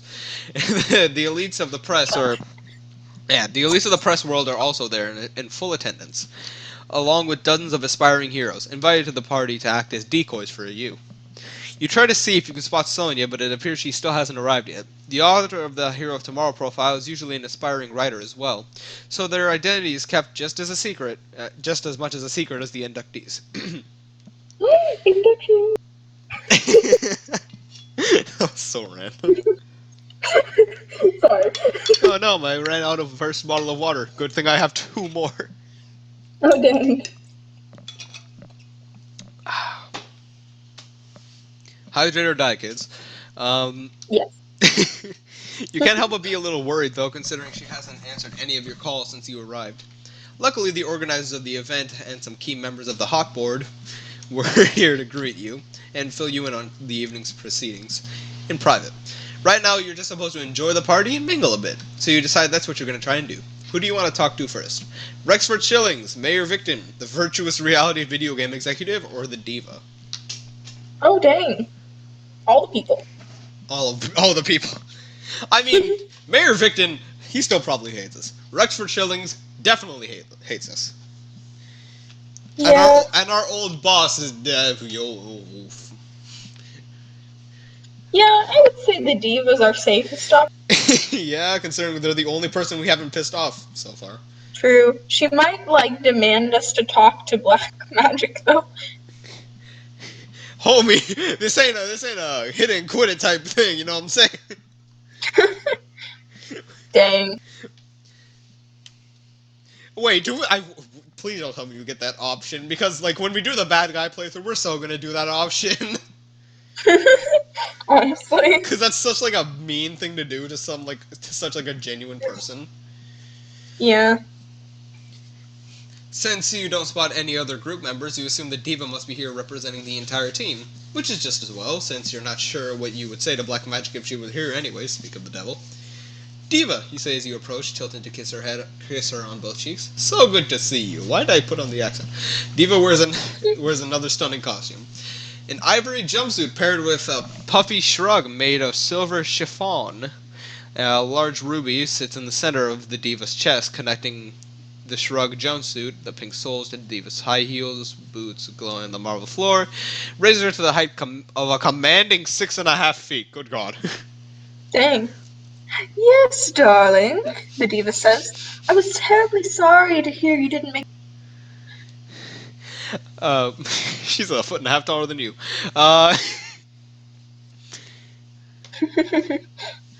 Not even reacting to my bullying you. Yeah. so used to it at this point. I'm just like, well, I'm small. I am a small person and proud. Yes. Holy crap, I'm a whole foot taller than you are. Like, literally, I forget how tall my friends are. My friends I've known for, like, a while, and then I look at them and I'm like, oh my gosh, wait, you're a foot taller than me, or maybe more. Yeah, because I'm like just about 6 feet, so I'm literally a foot taller than you. Yep. Dang. Anyways, enough of bullying my partner in this. Someday I will, hopefully, you say. Okay, there it is. Well, that's so sweet, the diva laughs, leaning in to whisper in your ear. Black Magic sends her regards, by the way. The diva straightens up, offering you a knowing stare. As your ears turn a bright shade of red, you quickly say goodbye. You say your goodbyes. This is not something you want to go into with the diva right now. Okay, so we can meet with more people. You still have time before the official ceremony begins. Who do you want to talk to? Watch Prodigal be the virtuous reality game executive. Oh my god. Do you want to talk to her just in case it is her? You know what? Sure. That's honestly hilarious. Because these two hate us, so True. it'll just be more fun to see their reactions. Yeah. The executive, who could never remember your name, stands in the corner, draining a martini glass. Since you didn't return in your last report you were paid for, you probably shouldn't approach her. However, you are in costume, so she'll have no idea who you are. Hello, you say, approaching the video game executive. Because I imagine him just being like completely, okay, I have to make sure she doesn't recognize me. Hello! Probably. You say as the executive heads for the bar. I'm Skydream! She looks you over with disinterest. She must get approached by wannabe heroes all the time, especially since her name tag indicates that she works at Virtuous Reality Games. She gives a polite nod and offers another martini. What brings you here? You ask, happy to be making her as uncomfortable as possible. We're basing a video game on this year's HOT. She says, snatching her drink. The game will follow that hero teaming up with the past HOTs. That sounds promising, you say with a smile. I wish I could do that voice more, because that's genuinely fun. That's Rebellion's voice. Just then, the executive tilts her head slightly. Hey, have we met before? Best of luck with the game, you say, quickly turning to go. Satisfaction pours over you. A few short weeks ago, you were testing video games, and now they'll be making a video game with you as a star. Things could be worse. Yeah, like the president hating you, or the mayor. Except, oh wait, he does. You try to decide to talk. You try to decide who to talk to next, scanning the crowd once again. But that's when you spot someone who makes you do a double take. Sonia, Jenny, or Lucia? Yeah. Jenny. Ha! Oh. No, it could have totally been Sparrow, but. Yeah, true. It's Jenny. She's not her usual ponytail getup. She's wearing a floor-length nude dress that, huh? Oh, nude isn't skin color. Okay, that makes, okay. Oh, yeah. I was like, hang on. That clings to her slender frame with surprise elegance. She stares at you from across the ballroom, waving sheepishly. You make your way over to her, smiling widely. Jenny, you look stunning. That dress is so unfair. What, no ponytail? Okay, you're gay, best friend. Which one would be the most natural to you? I think one of the top two. But maybe the second one, since you guys tend to make fun of each other all the time. What? No ponytail? You ho- Oh. Don't make me punch you in public, Jenny says, smiling back at you. How are you feeling right now? You ask, feeling immediately guilty for not telling Jenny about your hot party sooner. Especially with all that happened with Grandma, you couldn't really bear to face anyone. Especially not Jenny. Well, since you so rudely forgot to invite me, Jenny says, not stopping to let you apologize. Your grandmother called me. She didn't know if you'd want her here, so she asked me to come. Hearing this, your heart threatens to crack in half. And let me... Oh, that's you. And let me tell you, finding formal wear on notice is not easy. Oopsies. Jenny says, adjusting the straps of her dress. But you keep yourself together, asking, where is Grandma? Is she alright? What does she say? Is she alright? I think so, yeah.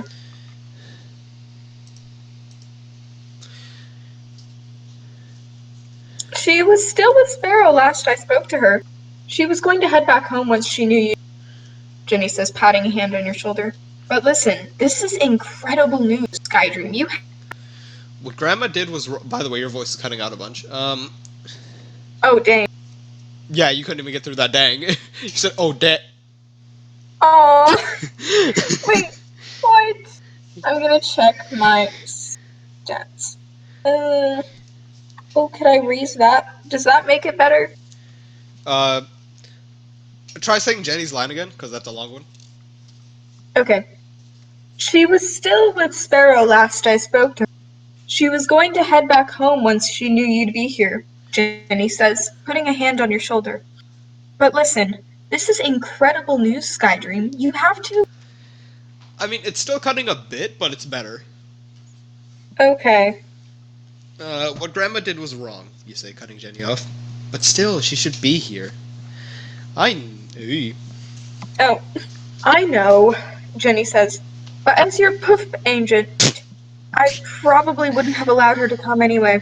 It would have made it rather easy to unmark your identity. One look at the old lady sobbing in the front row and your cover would have been blown. You nod. Jenny is right, but that doesn't stop you from feeling completely awful. But we can... But we can... Why do I keep thinking it's fucking Sam? It's okay. But we can sort that all out later. Jenny starts, lowering her voice to a whisper. Skydream, this whole thing is bloody outrageous. How did it even happen? You must tell me everything. You're about to fill Jenny in on the whole Sonia saga while you realize that you haven't even heard from her. You were sure that she'd want to go over the details of the reveal with you before starting things. I'll tell you everything in a sec. I just have to take care of something. You say, stepping away from Jenny before she can protest. You walk into the hallway and ask Miche's mom to call Sonia again. The request doesn't go over too well. All these calls to Sonia and not a single one to Black Magic, Mom mutters while dialing. That is the most mom your voice has ever been during this, I should mention. All these calls... The more Mom gets annoyed, the more I become Mom. I am Mom. Ignoring your incredulous?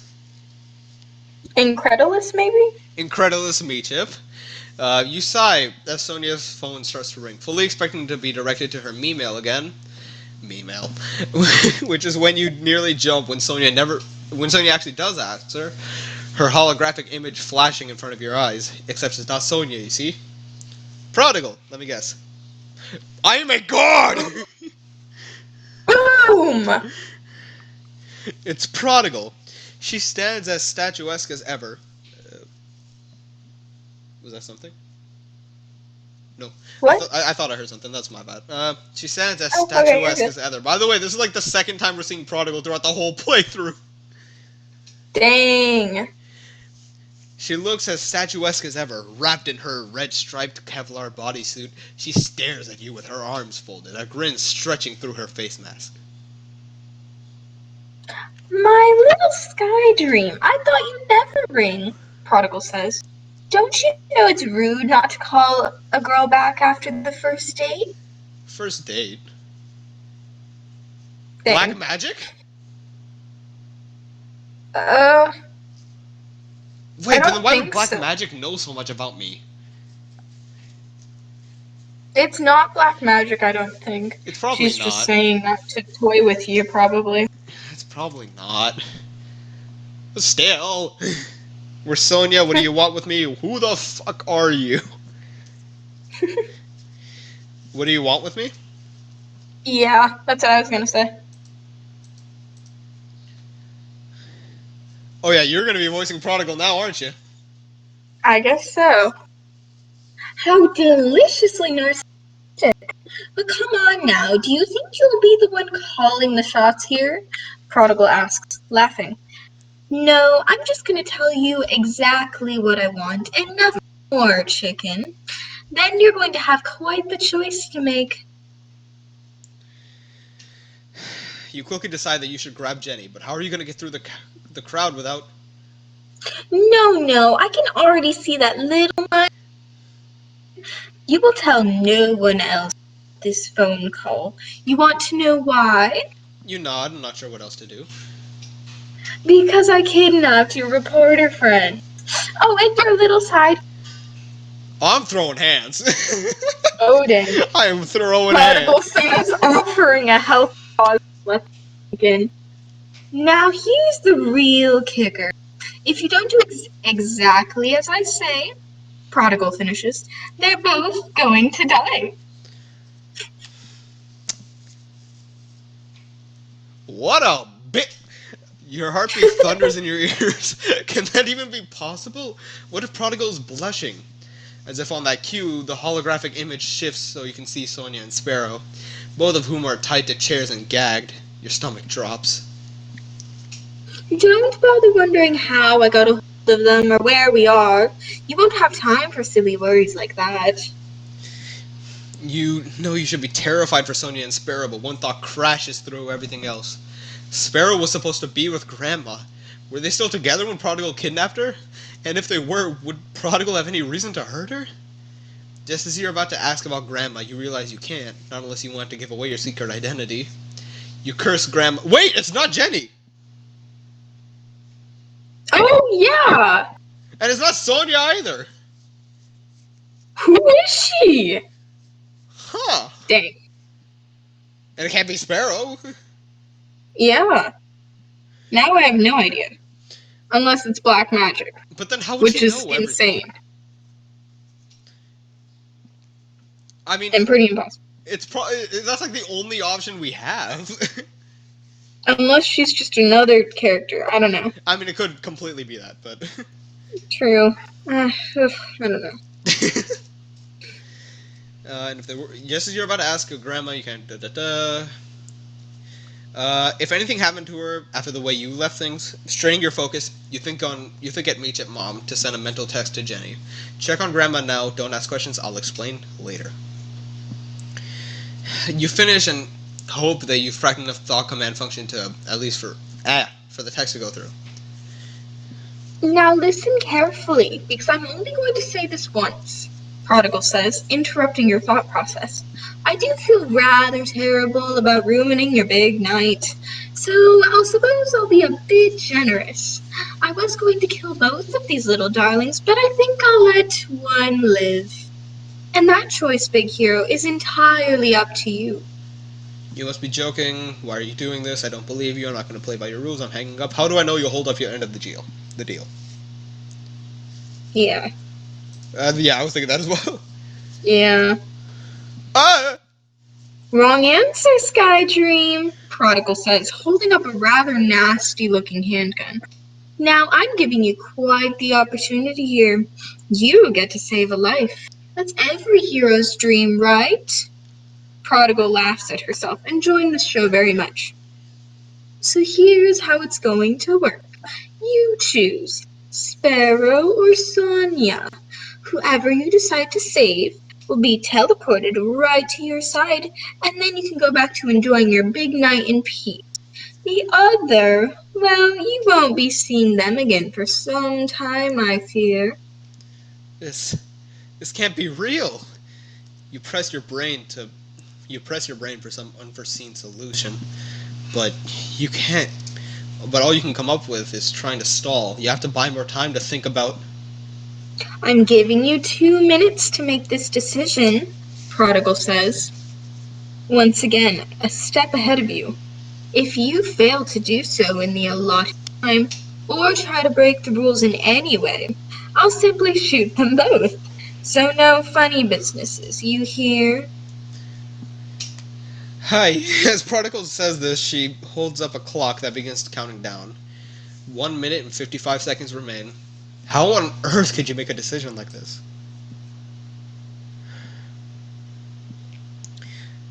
Hmm. Dear. Who is this? I don't know if it's a girl or a guy. I'll do it. Sky Okay. Dream? A voice says behind you. You twirl around to find the president of the hot board staring at you. Come with me. It's almost time. By the way, have you heard from Sonia?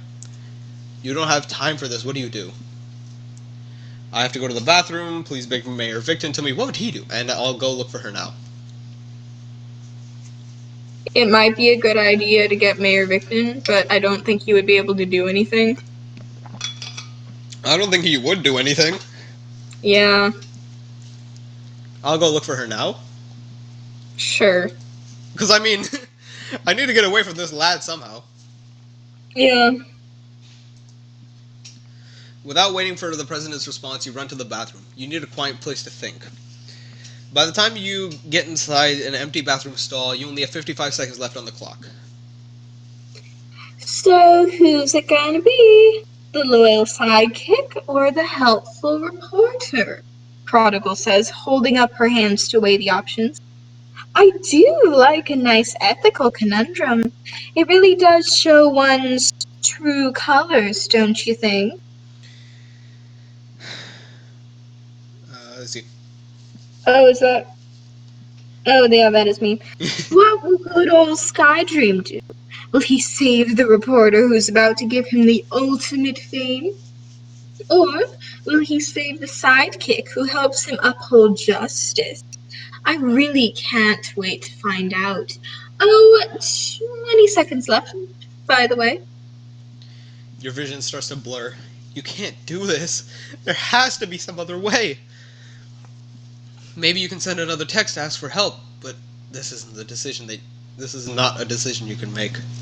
But as the countdown reaches 10 seconds, you realize you don't have a choice. You have to try to save at least one of them. You've been focused on upholding justice since your career as a hero started.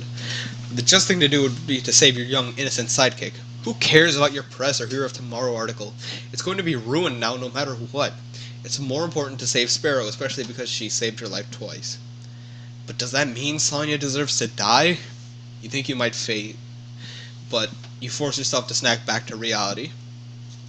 Time's up, hero, Prodigal says. Speak now or forever hold your peace.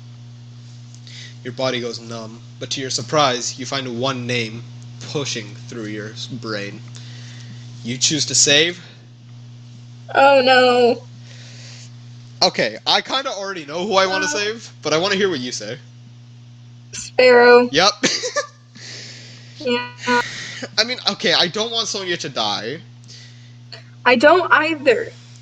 But I think it's the only Right option? at the moment, yeah. Because, like, Sparrow's also a 16-year-old kid. She's younger than me. Yeah. I can't, I'm like, I feel bad just letting a kid die, no matter how virtual it is. Honestly, yeah. Plus, I mean, I feel so bad for Sonya, though, but... She'll be okay. Well, no, she won't, Excuse me? but she won't be okay. Sparrow will be okay.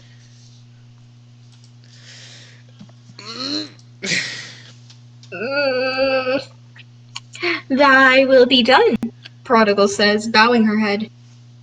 Be seeing you soon, Sky. Before you can respond, the call goes dead.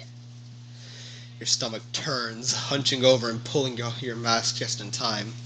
You vomit into the you vomit into the toilet in great spasms. Holy shit! Oh dear. Oh no. Hey. This has been one intense episode. Once done, you wipe the sweat from your brow and try to stand, finding that your legs feel like jelly. How could this be? This can't be. Then one thought strikes you. Where is Sparrow? She should have been teleported here. What if Prodigal was lying to me? Prodigal's an insane murderer. All of those are true. Yeah, But I'm more worried about Sparrow than anything else. true. Watch her do the opposite and shoot Sparrow and save Sonya. Oh my god. She might. Before you can finish that thought, Meechip Mom appears to recite a text from Jenny. I'm on my way to your apartment. What's going on? Please call me Sam. I don't like this. Thank goodness, you couldn't handle if something happened to Grandma. You forced yourself to envision Jenny walking to your apartment and finding Grandma safe and sound, sitting in her recliner, or feeding Stropes. The thought calms you for a moment, but then you scream as loud as a bang suddenly echoes beside you. Jeez, I butchered that. You spin and nearly choke with relief. It's Sparrow, thank God. Oh. It's Sparrow, who is gagged and bound to a chair. Not daring to think about Sonya, you rush forward to untie her. No. Sparrow says once I'm gagged and trembling and crying. No, please no. Jesus, it's getting me emotional, fuck. I am manly man, I know cry. It's alright. You're safe now, you say, hugging her tightly, praying for this to all be some kind of twisted dream. Is Sonya alive? Do you know where Prodigal was keeping you? What happened? Maybe the first. No, but then if she's shot, then she's gonna feel really bad. True. Maybe what happened? Because that's just some, like... True, yeah. And if it's too bad for this one. Poor girl. I don't know. Is all Sparrow can muster. Sparrow, you have to tell me what happened. You say, shaking a bit. Your nerves are so frayed you can't help it. That prodigal woman ambushed me after I dropped her grandma at the metro way. She starts. You nearly collapse with relief. Grandma's safe. At least you can hold on to that much. Grandma is safe. You keep repeating in your head so it'll sink in. Next thing I knew, I was tied up. It was too dark. I had no idea where I was. My me chip was missing. She took it so no one could track me, Sparrow says, holding up her vacant wrist. The thought of losing me chip mom sends a wave of fear through your gut. Right before she teleported me here, Prodigal told me to take you back to the main ballroom. No, you say. We have to find Prodigal. Now. I really think you should listen to her, Sparrow says. Please. You really don't want to go, but Sparrow looks so terrified you can't find it in you to say no. Yeah. You and Sparrow run into the main ballroom. Oh my god, this has been... I'm still like sinking in the fact that Sonya's dead, by the way. Oh, dang. Okay. Oh no.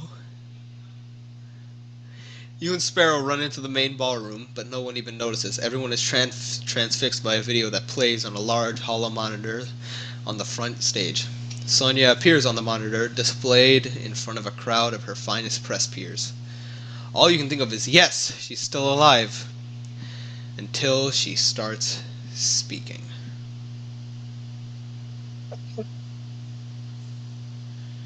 Oh, right. The hero named Skydream betrayed me in my hour. Sonya says into the monitor through sobs. I was the reporter about to name him Millennia Haven City's Hero tomorrow, but he failed to save me after all that I've done for him. Skydream is nothing but a hack, a danger to society, a selfish sociopath. You hear the words and they cut through you like a knife.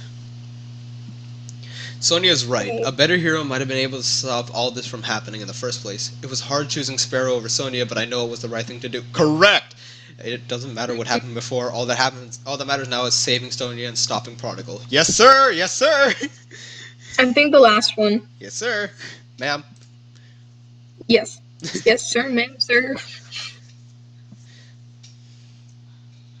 That'll be enough from you, Prodigal says, stepping into the frame with her gun raised. There are several screams from the crowd as Prodigal points the gun at Sonia. No! Sonia screams. You said if I recited your speech that you'd spare. But then there's a loud bang. And then silence.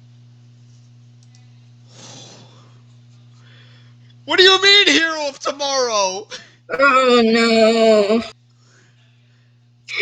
Oh, was I named Millennia Series Hero of Tomorrow? Oh dang. I don't know. Okay. Hey there, Millennia City, Prodigal proclaims, turning toward the horrified crowd. I have some breaking news for you. I'm happy to announce that your brand new hero Oh! I'm sorry. none other than Sky Dream. Let's give him a round of applause. But all I can hear are muffled gasps and sobs. And here's another juicy tidbit for you. Sky Dream is really Sam Sterling. Though before his time in the Powered Family Protection Program, he was known as Sam Dector. Prodigal says the words, and you struggle to understand exactly what they mean. They sound so foreign to you somehow. Fuck me. That's right, ladies and gentlemen. Sky Dream is the spawn of the Sound and the Fury. The hero is responsible for the murder of Miss Artillery. The crowd ripples with whispers, but you can't take any of it in. This can't be happening. Yes, folks, you heard it here first. Sam Dector is Millennia City, and what a bright future MC will have under Scott's purview, hailing from a family now responsible for multiple murders. And finally, this breaking news report has brought to you, courtesy of Millennia's villain of tomorrow, Prodigal. Oh my. What a turn of events. This is very bad. With that, the monitor goes black, and so do you, as everyone in the ballroom turns to look at you and Sparrow. That's also when you realize that you never put your mask back on after throwing up, which means that right now, all of Millennia City can see you for who you really are. That's how your parents must have felt the day their lives ended forever. You find it hard to breathe. What an episode, ladies and gentlemen. That is where we're going to call it quits for today, because we've been going for 2 hours and 7 minutes. My God. If you enjoyed, please be sure to like, comment, subscribe, all that good stuff. Yeah, this was a real fun time. This episode is probably my favorite of the series so far, and it was definitely worth the wait, because Jesus. So much happened. It's like insane. Remember when the biggest issue was just getting late at the beginning of the episode? That's not the biggest issue anymore. No, it is not. Still won't talk to us. We won't talk to her no. is the issue. True. Why are we doing that? I don't know. Anyways, Sam? well, hopefully we'll run into black magic in the next episode, which, we don't really know how long that next episode is going to be, but if it's too short, you guys will get another video as as an apology, I guess? I don't know. We'll figure something out. Yeah. Oh well. That said, it's been a blast. Thank you again, Ava, for just being Ava. Woo, yeah. Be sure to stay safe, stay hydrated, and stay happy. Sky Dream,